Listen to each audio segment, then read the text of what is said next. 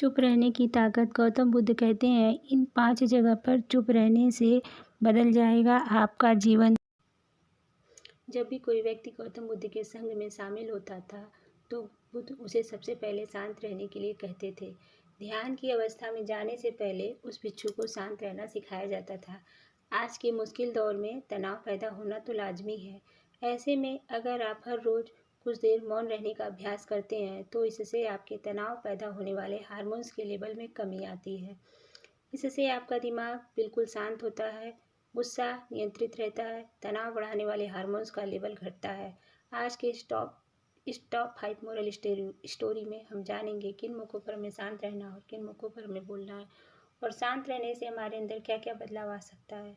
दोस्तों, संध्या काल का समय था। गुरु अपने शिष्यों को बुलाते हैं और कहते हैं, कल सुबह सब लोग नदी में स्नान करने के बाद तुरंत हमारी कुटिया के सामने उपस्थित हो जाना। सभी इसी से हैरान रह जाते हैं कि हम लोगों ने कुछ गलती की है क्या, लेकिन गुस्से से यह कहते हैं कि हो सकता है गुरुजी कल सुबह कुछ अच्छी बात बताने वाले हैं। सब लोग रात को सही समय पर सो जाते हैं और सुबह उठकर सभी लोग नदी में स्नान करने के बाद वापस गुरुजी के सामने उपस्थित हो जाते हैं।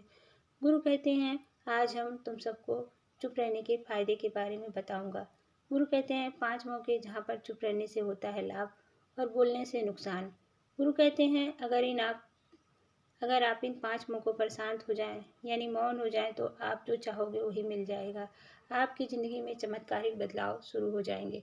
ज़रूरत से ज़्यादा बोलना या चुप रहना दोनों ही अच्छी बात नहीं है। जैसे ज़रूरत से ज़्यादा बारिश हो जाना या फिर धूप दोनों ही दिक्कत देती है, उसी तरह अनावश्यक बोलने से काफ़ी नुकसान होता है।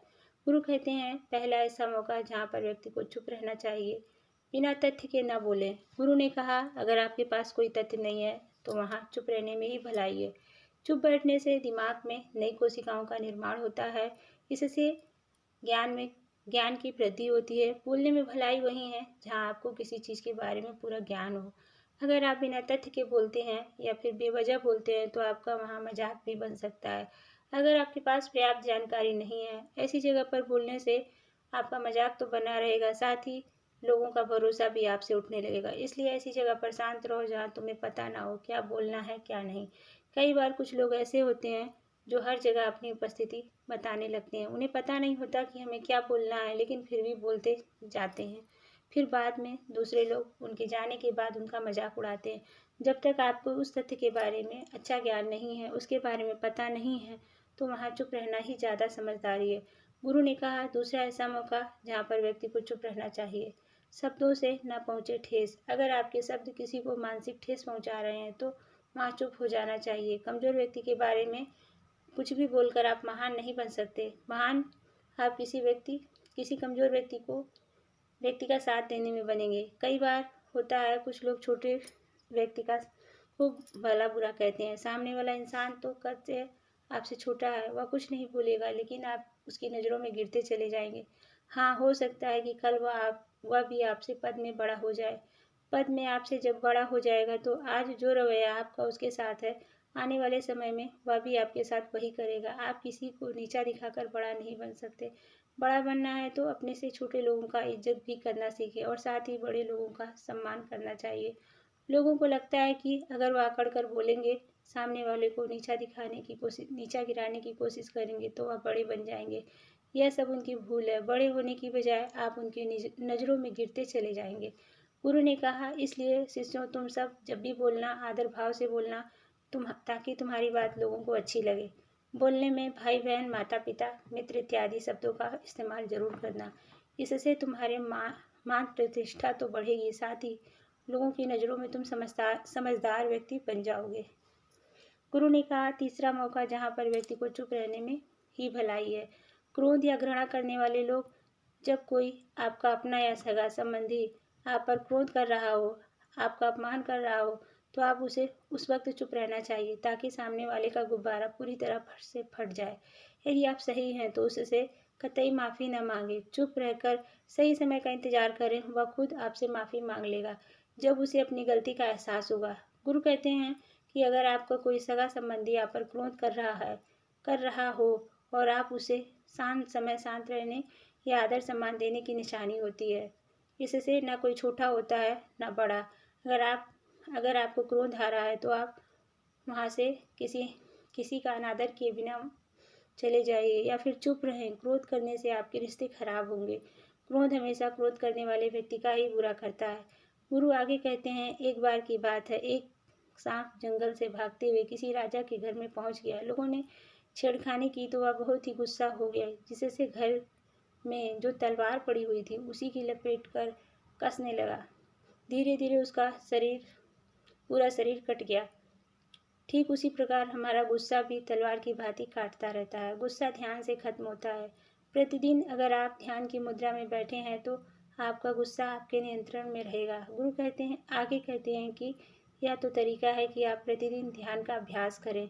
इससे आपके शरीर में जो हार्मोन्स गुस्से को बढ़ावा देते हैं वह सब तुम्हारे नियंत्रण में रहेंगे, जिससे शरीर गुस्से पर आसानी से काबू पा लेगा। लेकिन एक तरीका यह भी है कि जब भी आपको गुस्सा आए तो आप समझने का प्रयास करो कि क्या मेरा गुस्सा जायज़ है या नहीं, हमें वहाँ पर बोलना चाहिए कि नहीं।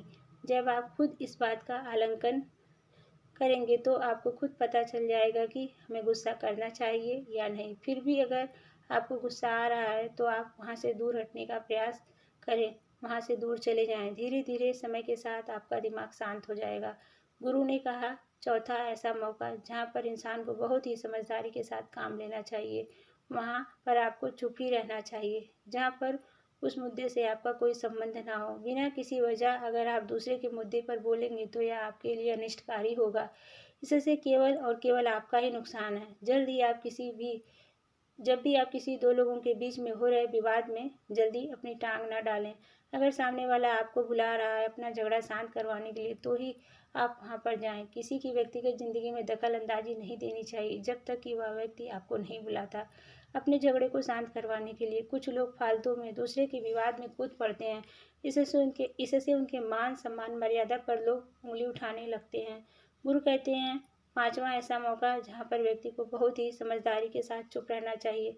आपके शब्दों से किसी मित्र को हानि न पहुँचे। अगर आपके शब्द सामने वाले के परिवार या मित्रों की प्रतिष्ठा के बारे में बुरी झलक दिखा रहे हैं तो आपको चुप रहना चाहिए। किसी के परिवार या मित्र के बारे में बुरा बोलने से केवल आप ही बुरे बनेंगे। जो चीज़ आसानी से खत्म की जा सकती है उसे अपने शब्दों से बड़ा न करें। बिना चिल्लाए बात करने का प्रयास करते रहना चाहिए। अगर आप बिना चिल्लाए कोई बात नहीं कह सकते तो आपको चुप रहने में ही भलाई है। किसी पर चिल्लाने से आपके व्यवहार के बारे में पता चलता है। ज़्यादा बोलने से चीज़ें हमेशा खराब होती हैं। कई बार कुछ रिश्ते तेज बोलने की वजह से टूट जाते हैं। इसलिए अपनी आवाज़ में मीठापन लाना है। आपके शब्दों से आपके दोस्त को हानि नहीं पहुंचनी चाहिए। कभी कभी दोस्त के साथ जब हम मजाक कर रहे होते हैं तो आपके शब्दों से किसी का अनादर न हो। मजाक को हमेशा शब्दों के मायने में ही रखें। जहाँ किसी को शब्दों से चोट लगे वहाँ चुप हो जाएं। फालतू बोलने से हमेशा नुकसान होता है। किसी और की प्रतिष्ठा को अपने शब्दों से हानि न पहुँचाएं। यदि आपके शब्दों से किसी और को ठेस पहुँच रही है तो वहाँ चुप हो जाना चाहिए। जब